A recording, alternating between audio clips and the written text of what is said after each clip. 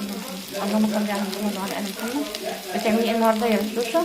طبعا دي كزبره معاها توم اهو كده. لما تتحمر كده اقوم قلبها مره واحده اهو، بس مش تخليها تتحمر قوي عشان ما تديكيش مراره. طيب التحمري ديت ليه يا رشوشه؟ طبعا عندي قلقاس في الفريزر اهو، طلعت الكيك. هو طبعا مش هيتك كيك يعني، طلعته لان الشوربه هنا جاهزه معايا اهي، وان شاء الله هنزله فيها. تمام. طبعا برضه كان عندي كيك شوربه في الفريزر طلعته، وان شاء الله ايه هقوم بعد ما تتحمر معايا تديني اللون الحلو كده، هقوم نازله بقى كوبايه ميه تهدى شويه، وبعدين اضربها في الخلاط واقوم نازله بيها على الايه على الشوربه، وبعد كده اهتم بالله اقوم نازله بالايه بالقلقاس. تمام. طيب يا رشا انا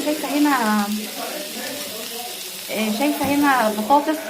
هو انا طبعا هضيف البطاطس على القلقاس. طب وهتستوي يا رشا؟ طبعا هتبقى جميله جدا، لان كميه القلقاس عندي قليله، وهنا عندي 7 افراد زائد ضيف كده جاي يعني وكده، فمش هتكفي. تمام.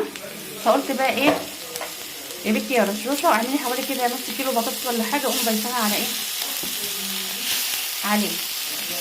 طبعا انا بعمل كده باستمرار لان عندي ابني ما بيحبش القلقاس. تمام.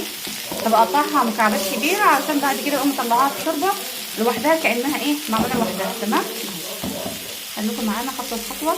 وكده خلاص انا هحط بقى عليها ماشي، وبعد كده اقوم ايه فرماته الخلاط ونازله بقى على الشوربه. خليكم معانا. خلاص حطيتها في الخلاط هفرمها اهو. طبعا انا شايفه الطماطميه الرشوشه دي ايه انا بحطها بحس ان هي ايه هتديكي طعم ولون، فدي اختياري برضو، عاوزه تحطيها ماشي، مش عاوزه مفيش مشكله. تمام. هضربها في الخلاط واجيبها. طبعا خلاص فرمته اهو، شايفين القوام بتاعه بسم الله ما شاء الله. هو ايه شبه الملوخيه كده، ناعمه خالص، لازم تنعم معاكي على قد ما تقدري اهو. وده الخليط بتاع الايه القلقاس اهو، بسم الله ما شاء الله جميل. يلا بينا ننزل بقى على الشوربه. بسم الله الرحمن الرحيم. هي برضو لسه ما غليتش، لسه هتغلي لان بسم الله الكتوبات عندي الانبوبه بتشطب، فيا رب تكمل ان شاء الله الاكل باذن الله.